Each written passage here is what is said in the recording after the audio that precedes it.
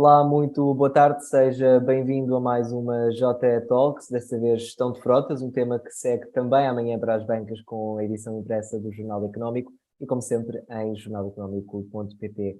Hoje connosco temos Miguel Ribeiro, o Head of Fleet da Volkswagen Financial Services, e Teresa Ponce de Leão, Presidente do Laboratório Nacional de Energia e Geologia. Uma boa tarde aos dois e, antes de mais, obrigado por se juntarem a nós nesta iniciativa. Sei que são pessoas com uma agenda preenchida. Este é um tema que diz respeito à gestão de frotas, não só às empresas como a Volkswagen Financial Services, mas também a todo um outro espectro do setor que se dedica à questão da eletrização das frotas, à questão da energia, da inovação, da investigação e do desenvolvimento. Portanto, temos aqui duas vertentes muito interessantes para esta conversa, creio. Eu começaria, Miguel Ribeiro, por lhe perguntar se este crescimento económico, digamos, constrito, que conseguimos antever para este ano e para o próximo, portanto, estas circunstâncias em que entramos, que não estavam de todo nas previsões, se isto obrigou empresas como a Volkswagen Financial Services a adaptar as expectativas e os objetivos desta nova conjuntura que decorre do cenário não só na Europa, mas mundial. Mais bom dia, obrigado pelo convite. É um prazer participar nesta talk em conjunto com a professora Teresa Leão. Creio que estamos a assistir a uma combinação nunca pensada em termos económicos. Isto é, saímos de uma pandemia em que a economia contraiu bastante, depois assistiu-se a uma procura muito grande por parte do mercado, em especial de viaturas, e depois assistimos a um conjunto de outros fatores que fizeram que essa procura não pudesse ser satisfeita por parte dos fabricantes. O que hoje assistimos é algo que nos meus 27 anos de experiência profissional do setor automóvel nunca assisti, que é haver muita procura e não haver, diria, capacidade de entrega. Pelas razões que sabemos. Que fatores foram esses? Portanto, estamos a falar do conflito? Não, inicialmente o primeiro fator que levou a que houvesse, digamos, uma restrição da oferta foi que quando se iniciou a procura, os produtores de componentes automóveis, como os chips, direcionaram toda a sua capacidade de produção para setores que cresceram muito com a pandemia, como as telecomunicações, o audiovisual. Quando o setor automóvel começou a pedir novamente esses componentes para os seus carros, porque os carros têm uma componente eletrónica muito grande, esses mesmos produtores não tiveram capacidade de responder. E sem um pequeno chip, um carro não pode circular. Depois, quando começou a tentar existir uma normalização por parte dos chips, o que acontece, começamos a ter problemas de ordem, digamos, geopolítica, ou digamos, na Europa, que fez com que grandes produtores de componentes para viaturas estivessem em zonas de risco que não puderam, por exemplo, satisfazer toda a procura. E esta combinação de altos custos energéticos para a produção de automóveis, o preço das matérias-primas, a desvalorização do euro face a outras moedas, foi, digamos aqui, como uma combinação explosiva no caso do mercado europeu para que não se consiga, digamos, entregar uma viatura. Hoje, para que possam ter uma ideia, digamos, quem nos está a ouvir, o tempo médio para entregar uma viatura pode ir desde os 7 meses aos 16 meses, portanto estamos a falar de um tempo muito, muito grande. Com uma agravante que, no meio de toda esta, digamos, conjetura negativa, as taxas de juros começaram a crescer de uma maneira que não estava prevista, e isto significa que ainda não temos uma ideia muito clara como vai ser, digamos, o final deste enquadramento que estamos a viver hoje. Teresa Ponce de Leão, este enquadramento macroeconómico, naturalmente, já está a ter e terá ainda efeitos mais agravados. Falamos aqui, o Miguel Ribeiro enunciou e bem alguns, o aumento dos preços das matérias-primas, o crescimento dos custos de energia, mas também temos que olhar para isto numa perspectiva, temos metas de descarbonização para cumprir até 2030 e é um prazo apertado para cumprir essas metas. Ainda há pouco, antes desta conversa, falávamos disso, na questão da transição climática. Eu pergunto-lhe como é que acha que o setor vai encarar estes desafios com metas tão apertadas e com condicionantes que conhecemos e vamos conhecendo todos os dias. Agora, mais recentemente, foi a questão do Nord Stream, que naturalmente também vai trazer, ainda não se consegue quantificar, mas vai trazer aqui algum soluço ao setor industrial.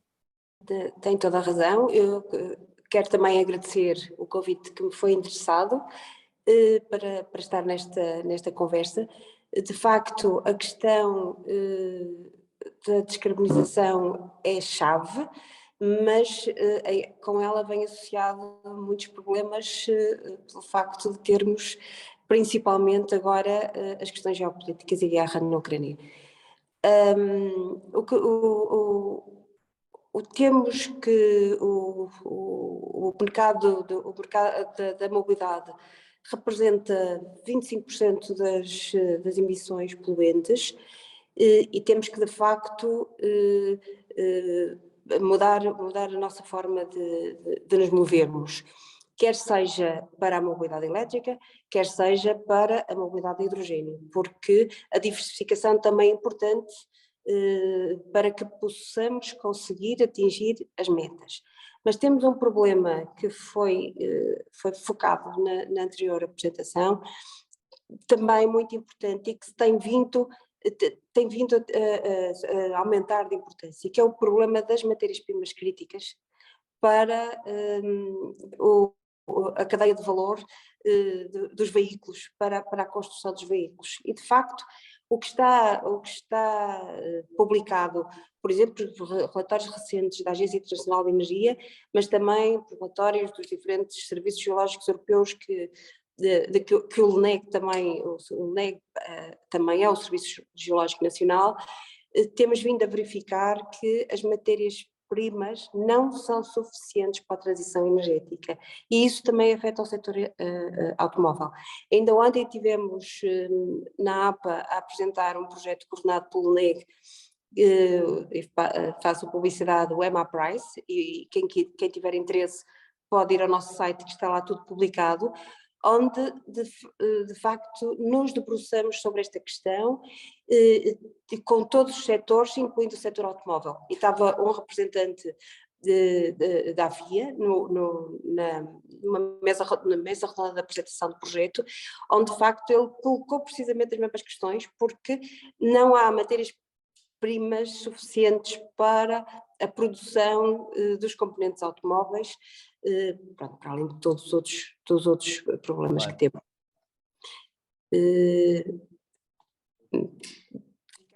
Não sei se tem mais alguma questão. Sim, eu pegaria nesse conjunto de condicionantes que obviamente estão já a fazer sentir desde o início deste ano. O Miguel Ribeiro dizia há pouco que é complicado definir aqui as perspectivas sólidas e concretas do que será o final do ano, quando o Christine Lagarde já diz que as taxas de juros vão voltar a aumentar daqui a um mês. Miguel Ribeiro, estando no terreno com o setor empresarial, sabemos que em alturas de crise, em alturas de grandes apertos para as empresas e não só para as famílias, com estas dificuldades e desafios, há uma tendência para consolidação. Isto já se faz sentir no setor automóvel e mais nomeadamente no mercado da gestão de frotas? Não, assistimos claramente sempre a um mercado, a algum dinamismo, poderá haver aqui algumas concentrações, mas eu diria que não é um movimento, digamos, generalizado. O que estamos a assistir é uma necessidade muito grande de racionalização de custos por parte dos fabricantes automóveis, cada vez mais vêm a partilhar, digamos, tecnologias comuns para a produção de viaturas, porque para produzir viaturas mais eficientes, menos poluentes, que neste momento faz parte da agenda de todos os fabricantes, os custos de investimento são bastante grandes. Isso tanto do lado do fabrico de carros, como também na parte dos componentes e em especial na parte das baterias. Portanto, é público que existem muitos fabricantes automóveis que estão neste momento com projetos conjuntos, principalmente na Europa, no sentido de produzirem de uma forma mais económica estes componentes. Até porque, se não for assim, o preço final ao cliente é muito elevado, o que faz com que haja, digamos, uma separação muito grande entre a procura e a oferta. Eu acho que vamos nesse caminho de, digamos, cada vez reduzir os custos de produção, e isso só se consegue exatamente com esses projetos conjuntos. O que nós estamos a assistir agora na economia é algo que eu acho que é muito importante, que é, há uma consciencialização por parte das empresas de que realmente têm que ter carros mais, digamos, eficientes, menos poluentes. Também é verdade que existem esses carros disponíveis, mas que os seus preços são mais elevados. Por isso tem que ser aqui um trabalho conjunto, por um lado, por parte do governo, no sentido de dar os tais benefícios fiscais ou alguma vantagem do ponto de vista fiscal para as empresas adquirirem essas viaturas. Espera ver esses benefícios fiscais no Orçamento do Estado para 2023? Será conhecido nas próximas semanas? Eu conto, honestamente, que os benefícios que existem neste momento se mantenham, porque eles têm sido determinantes para a escolha das viaturas. Isto é, uma empresa, antes de escolher uma frota energética de uma forma mais limpa, do ponto de vista energético, conta que essas viaturas tenham uma fiscalidade mais interessante ou mais positiva, mas também há aqui a questão do consumo, digamos, de energia, porque um carro elétrico, mas se depois a energia for demasiado cara, vai fazer com que também no final o TCO, que é uma análise que é sempre feita por parte dos empresários, que é o Total Cost of Ownership, não quadre bem. Portanto, estamos a assistir aqui, digamos, a muitas variáveis que hoje em dia um empresário tem que ter em conta. Por um lado, o custo da viatura, por outro, o custo do combustível, o custo, digamos, fiscal, e agora algo que não foi falado nos últimos 13 anos, mas vai passar a ser um tema, que é o custo do dinheiro. Há 13 anos que o custo do dinheiro não era parte da equação e a partir de agora vai fazer parte da equação. Mas acredito que com as metas que todas as empresas têm de serem mais sustentáveis, com toda a política da ESG que nós conhecemos de algumas empresas, eu acho que estamos a começar a ir no caminho correto. Portugal é um dos países na Europa que eu acho que vai chegar mais rapidamente às metas do que outros países, que calhar, mais desenvolvidos. Teresa, Sou positivo nessa matéria. Peço desculpa, Miguel, não o queria interromper, mas tocou no início da sua resposta em um tema que eu acho pertinente de colocar. Falou desta questão de haver uma concertação dos fabricantes a nível europeu para conseguirem produzir mais localmente, digamos, ao nível do continente. Esta questão da reindustrialização ou da necessidade de reindustrializar a Europa, nomeadamente no setor automóvel e noutros, foi uma questão que tocámos muito logo no início da pandemia, quando se começou a sentir aqui uma quebra na cadeia de valores, e face à conjuntura económica que nos espera não só para o próximo ano, podemos assumir que é uma conjuntura que se vai prolongar no espaço de tempo e que vai andar ao mesmo compasso que estas metas de descarbonização. Eu perguntava à Teresa se acha que estas dificuldades, estes obstáculos que vão surgindo, permitem às empresas a capacitação para responder a estes desafios em tempo útil. Vamos conseguir reindustrializar a Europa nesse sentido? E uma questão que eu acho ainda mais interessante do que essa é se estas dificuldades económicas e financeiras que vamos encontrar nos próximos tempos não vão aqui, de alguma forma, castrar a investigação e desenvolvimento, que, como sabemos, no setor automóvel é um dos setores que mais investe em R&D. Sem dúvida. A investigação e desenvolvimento tem que estar sempre à cabeça de todas as decisões e, em particular, se olhamos para o que saiu do Acordo de Glasgow ou da COP26, as decisões, e em particular as decisões de política, devem ser tomadas com base no conhecimento. Mas falando na questão que colocou da reindustrialização, há de facto uma muito maior consciencialização por parte das empresas, e penso que o setor automóvel será um dos que está à cabeça, da obrigatoriedade de trabalharem em colaboração, como muito bem o Miguel referiu, e usando metodologias e técnicas da economia circular. A economia circular é fundamental para a descarbonização, mas é fundamental também para o sucesso das empresas, porque podem, o que vulgarmente dizemos, fazer mais com menos, podem reduzir o desperdício, podem reutilizar equipamentos, e há muitos projetos em desenvolvimento nesta vertente. Eu chamo a atenção para um projeto onde nós participamos com a Holanda, que é o projeto Circo, e que visa precisamente levar até às empresas o conhecimento para que possam aplicar essas tecnologias e, portanto, possam reduzir custos na sua cadeia de valor e, mais importante que isso, possam reduzir o desperdício. Há uma outra questão também muito importante e que se liga a isto, que é a consciencialização. E quer os representantes do setor automóvel, mas nós, comunidade científica, temos que levar essa consciencialização à população, porque, como falava o Miguel há muito pouco tempo atrás, os veículos elétricos, os veículos a hidrogênio, que são necessários para a descarbonização, são mais caros. No entanto, muito recentemente tive a oportunidade de orientar uma dissertação de mestrado, onde fica demonstrado que, se conseguirmos explicar que ao longo do tempo de vida útil do veículo nós vamos ter ganhos,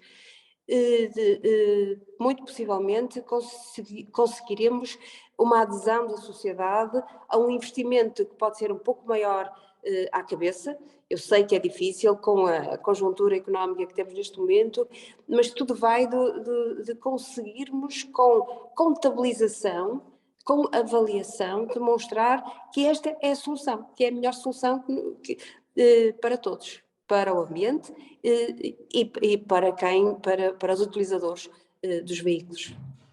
Miguel Ribeiro, esta questão da contabilidade e diz aqui respeito naturalmente à saúde financeira das empresas, que, como sabemos, a maior parte do tecido empresarial português é composto por pequenas e médias empresas, portanto, sem a capacidade de investimento ou de capitalização de outras organizações. Com este cenário que enfrentamos agora, com o aumento das taxas de juros, um cenário de inflação, com perspectivas já assentes de que caminhamos para uma recessão económica, espera-se um cenário de incumprimento generalizado, não só ao nível das empresas, mas também as próprias famílias, face a estes receios que não são novidade para os empresários, não é? Que neste milénio e neste século já passaram por uma crise semelhante. Face a este medo e este receio de um incumprimento, espera que se comece a evidenciar mais as vantagens de outras modalidades, nomeadamente do leasing, do renting, para de facto evitar essas situações.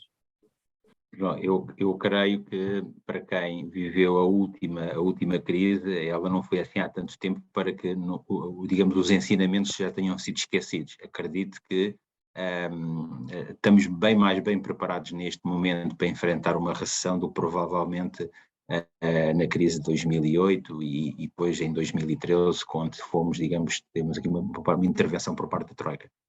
Os bancos estão mais bem preparados, as regras de concessão de crédito foram mais restritas. Sabemos que há quem as contorne. Bem, não irei comentar isso. O que eu posso dizer é que, com certeza, que a grande maioria por parte dos bancos que operam em Portugal tem essas regras muito claras, até porque o regulador é muito ativo nessa matéria. E acho que bem, porque é preciso controlar bem a concessão de crédito, porque depois podemos ter um problema, digamos, ajusante se não tivermos essas regras montantes. No entanto, o que eu posso dizer é que acho que as empresas estão mais bem preparadas. Vivemos neste momento uma situação que não existia no passado, estamos em pleno emprego, no passado teríamos desemprego. Enquanto houver este pleno emprego, pelo menos há a capacidade de rendimento das pessoas. O que neste momento está a destruir essa capacidade de rendimento, que não existia no passado, é a inflação, porque o rendimento disponível realmente está a fazer com que seja menor pelo efeito da inflação. Nós, como parceiros, digamos, económicos das empresas, e aqui estou a falar mais nas empresas e não nos particulares, também temos, digamos, a capacidade de podermos ajustar os contratos que temos com os clientes por forma a evitar, digamos, incumprimentos que existiram no passado. O setor automóvel não foi dos setores mais afetados, digamos, na última crise. No entanto, acredito que pode haver, é normal, seria, digamos, não seria correto da minha parte dizer que uma recessão iria ficar tudo igual, não. Vão haver, com certeza, daqui alguns ajustamentos. No entanto, eu posso dizer que as empresas estão a mudar também um pouco a sua política de aquisição de viaturas, olhando para os produtos, também olhando muito para a utilização. Não podemos esquecer que o facto do teletrabalho fez com que, durante a pandemia, a utilização da viatura fosse muito reduzida. Isso notou-se muito, por exemplo, ao nível dos quilómetros médios que eram feitos. Teve o seu reverso da medalha, os operadores de combustíveis venderam menos, as autoestradas tiveram menos, mas também houve menos emissões, portanto, acho mas que... não por isso deixaram de lucrar. Estou a falar na última pandemia, portanto, não estou a falar do último ano em que o preço dos combustíveis subiram, isso é outra questão. Estou a dizer é que temos muitos ensinamentos recentes em que nos permite, de alguma maneira, ajustar o que é que temos que fazer. Os bancos, em especial, creio que estão mais bem preparados.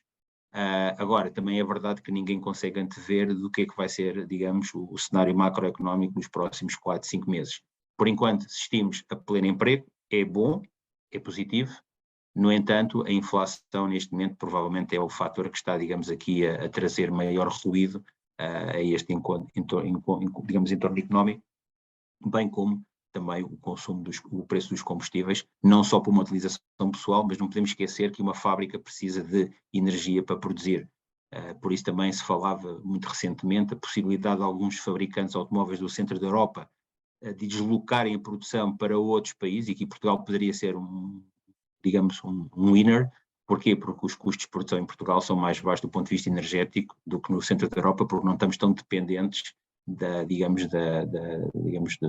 fontes de energia, porque temos outras formas de receber a energia, neste caso o gás liquefeito que vem do norte de África. Portanto, acho que não vai ser tudo negativo, mas vamos ter que nos preparar para um 2023 que vai ser desafiante para todos. Mas volto ao que eu disse, os ensinamentos da última crise permitem-nos a nós estar mais bem preparados para o que pode ocorrer.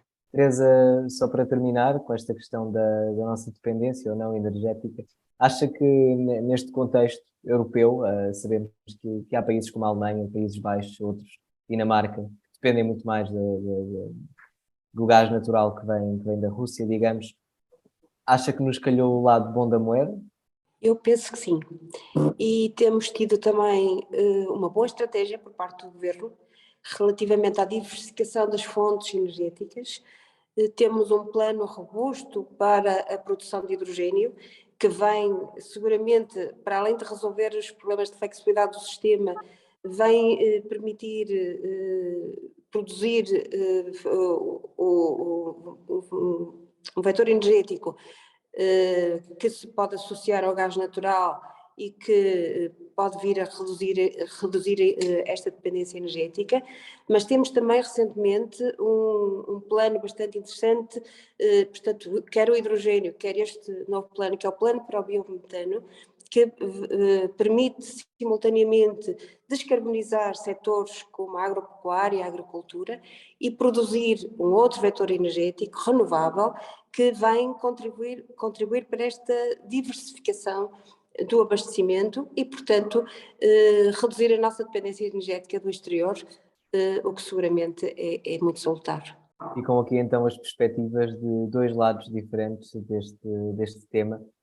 Agradeço-vos aos dois a disponibilidade e o tempo que tiraram para conversar connosco nesta tarde. Muito obrigada. Nós é que agradecemos. Muito obrigado também a si que esteve desse lado a acompanhar. Já sabe que pode ver e rever esta e outras conversas sempre que quiser na JETV do Jornal Económico. Recordo que o tema Gestão de Frotas sai amanhã, sexta-feira, para as bancas, com a edição impressa do Jornal Económico. E, como sempre, toda a informação está em constante atualização em jornaleconómico.pt. Nós regressamos para a semana e até lá, fique bem.